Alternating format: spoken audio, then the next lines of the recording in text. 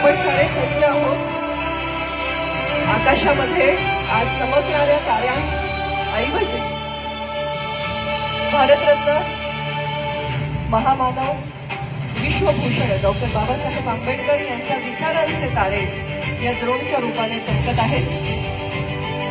अनेक विक्रम ज्यांनी साकार केले, ज्यांच्या पदव्या लिहायला कदाचित कागद अपुरा पडेल इतकं बुद्धिमान असं व्यक्तिमत्व, पहिले भारतीय ज्यांनी परदेशामध्ये जाऊन अर्थशास्त्रामध्ये PhD ही सर्वोच्च पदवी संपादन केली, भारताचे पहिले कायदे मंत्री, मजूर मंत्री, सगळ्यांना समान हक्क मिळावा यासाठी संविधानामध्ये सामाजिक न्याय, समता आणि बंधुता यांचं दृढ असं अधिष्ठान देणारे भारतीय राज्यघटनेचे शिल्पकार महामानव डॉक्टर बाबासाहेब आंबेडकर यांचं हे 135वे जयंती वर्ष, हे जयंती वर्ष एक प्रेरणादायी वर्ष असावं यातून साकार झालेला हा सोहळा. एक सीमारेषांची चौकट नाही, तर ती असंख्य भाषा, विविध धर्म आणि जाती जमातींच्या गुंतागुंतीतून आकार घेतलेली आणि संस्कृतींच्या अखंड प्रवाहाने समृद्ध झालेली एक दिव्य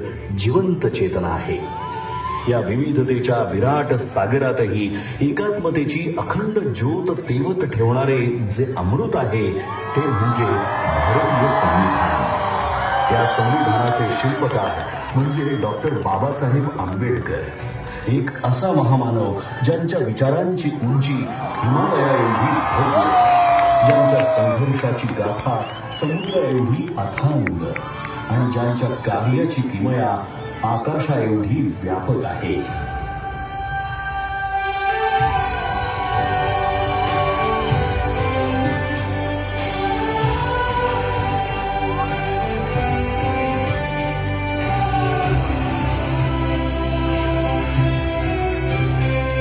संविधानाच्या प्रत्येक ओळीतून उलगडणारी डॉक्टर बाबासाहेब आंबेडकर यांची दूरदृष्टी ही केवळ कायद्यांच्या चौकटीपुरती मर्यादित नाही, तर ती एका आदर्श समाज रचनेची जिवंत प्रतिमा आहे. न्याय, स्वातंत्र्य, समता आणि बंधुत्व या मूल्यांच्या आधारावर त्यांनी असा भारत घडवण्याचा ध्यास घेतला जिथे प्रत्येक नागरिकाला आपलं अस्तित्व अभिमानाने जगता येईल. त्यांनी केवळ संविधानाची रचना केली नाही, तर एक असा भारत निर्माण केला जो प्रगत, न्यायप्रिय आणि समताधिष्ठित असेल आणि जिथे आधुनिक भारताची बीजे पेरली जातील. ज्या महामानवाने देशाच्या उज्ज्वल भविष्याची भक्कम पायाभरणी केली त्या डॉक्टर बाबासाहेब आंबेडकर यांचं बालपण मात्र अत्यंत कठीण, वेदनांनी आणि अपमानाने भरलेलं होतं. अस्पृश्यतेच्या काळोख्या सावटाखाली त्यांना शाळेत वेगळं बसवलं जाईल, पाण्याच्या एका थेंबासाठी त्यांना वंचित ठेवलं जाईल. परंतु या सगळ्या अन्यायाच्या जखमांमध्येही त्यांच्या अंतःकरणात परिवर्तनाची तेजस्वी ज्वाला धगधगत होती.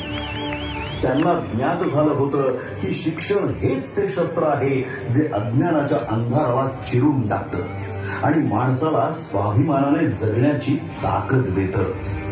या जिद्दीच्या जोरावर ज्ञानाचा अखंड प्रवास सुरू झाला.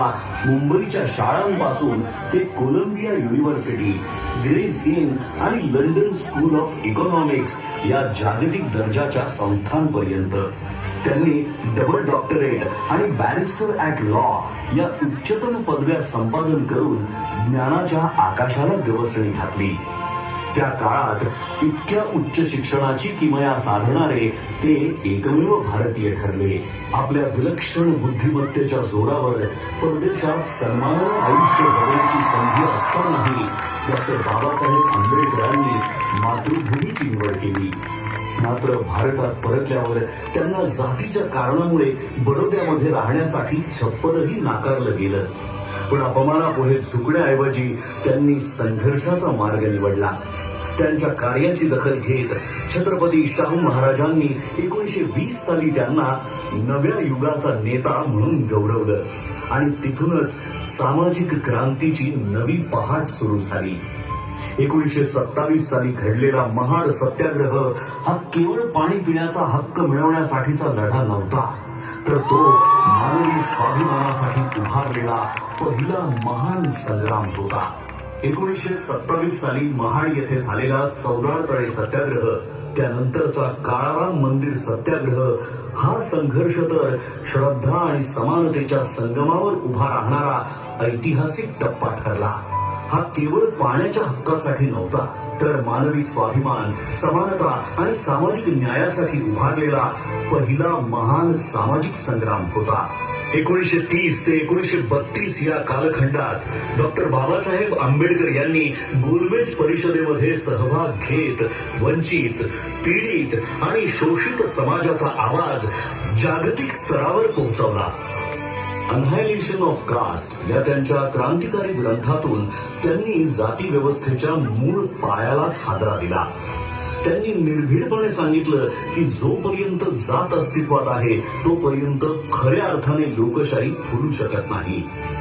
मी हिंदू म्हणून जन्माला आलो असलो तरी हिंदू म्हणून मरणार नाही, हे वाक्य केवळ एक उद्गार नव्हे, तर अन्यायाविरुद्ध उभं राहण्याचा, समतेसाठी लढण्याचा संकल्प होता. डॉक्टर बाबासाहेब आंबेडकर यांचा संघर्ष केवळ सामाजिक परिवर्तनापुरता मर्यादित नव्हता, तर त्यांच्या वैयक्तिक आयुष्यातही वेदना, त्याग आणि कठोर परीक्षांनी भरलेला होता. या कठीण प्रवासात त्यांच्या सोबत खंबीरपणे उभ्या राहिल्या त्या म्हणजे रमाबाई आंबेडकर. एक शांत, संयमी पण अतूट सामर्थ्याची मूर्ती.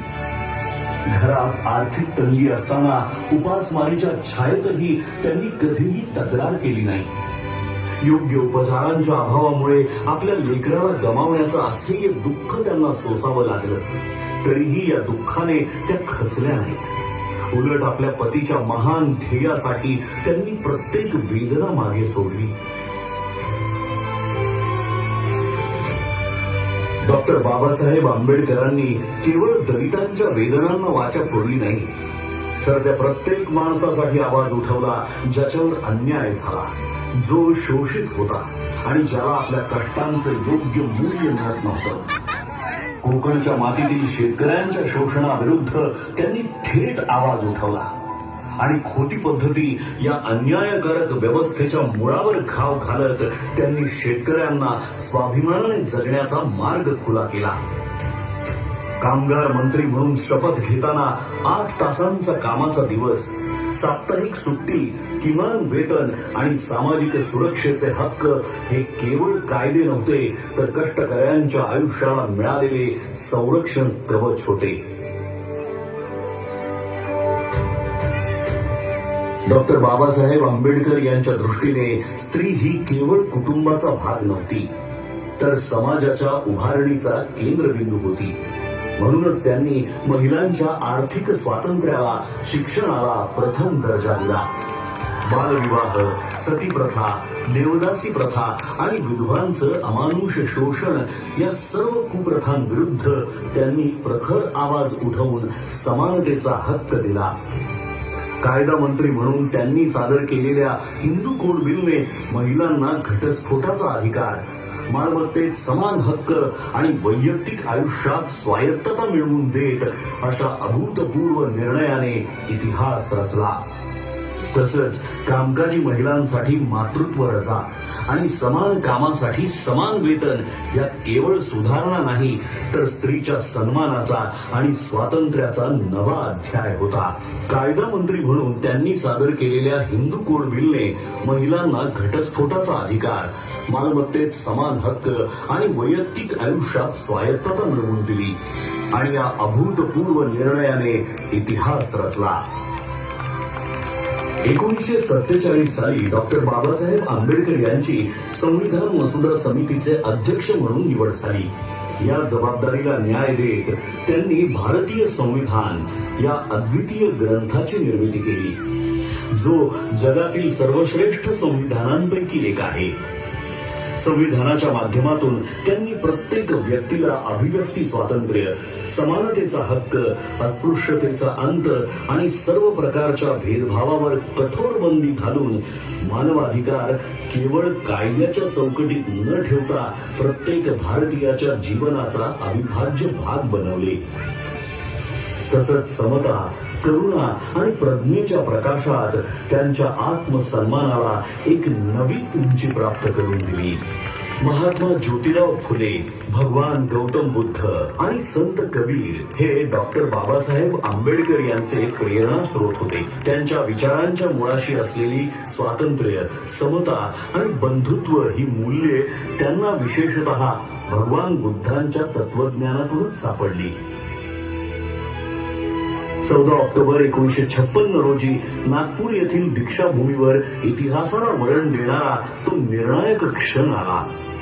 त्या दिवशी डॉक्टर बाबासाहेब आंबेडकरांनी बौद्ध धम्माचा स्वीकार केला आणि सुमारे 5 लाख अनुयायांना धम्म दीक्षा देऊन एका महान सामाजिक क्रांतीची सुरुवात केली.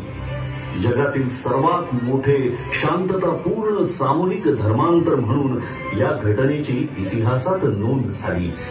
त्यांनी केवळ संविधानाची निर्मिती केली नाही, तर एका सशक्त, न्यायप्रिय आणि एकात्म राष्ट्राचा पाया रचला.